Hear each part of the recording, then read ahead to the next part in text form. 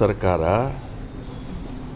ನ್ಯಾಯಾಲಯದ ಆದೇಶದ ಮೇರೆಗೆ ಮುಖ್ಯಮಂತ್ರಿಗಳು SIT ತನಿಖೆ ಮಾಡಬೇಕು ಅಂತ ತೀರ್ಮಾನ ಮಾಡಿದ್ದಾರೆ.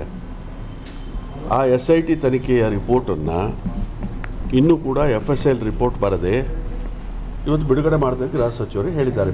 FSIL ರಿಪೋರ್ಟ್ ಬಂದ ನಂತರ ಬಿಡುಗಡೆ ಮಾಡ್ತೀವಿ ಅಂತೇಳಿ. ಈ SIT ತನಿಖೆಯನ್ನು ಧರ್ಮಸ್ಥಳದ ಧರ್ಮಾಧಿಕಾರಿಗಳು ಕೂಡ ಸ್ವಾಗತ ಮಾಡಿದ್ದಾರೆ. ಇವತ್ತು ಆ ದೃಷ್ಟಿಯಲ್ಲಿ ಇವತ್ತು ಆ FSIL ರಿಪೋರ್ಟ್ ಬರಲಿ.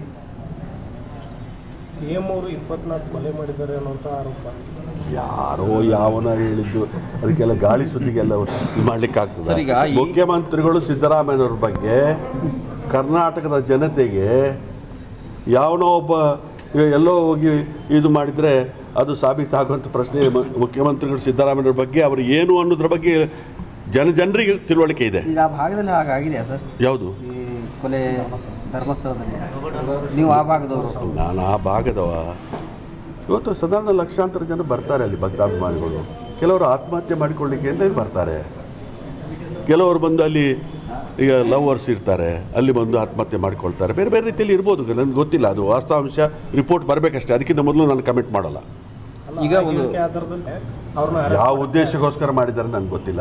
BL ಸಂತೋಷ್ ಅವರ BL ಸಂತೋಷ್ ಯಾವ ಪಕ್ಷ?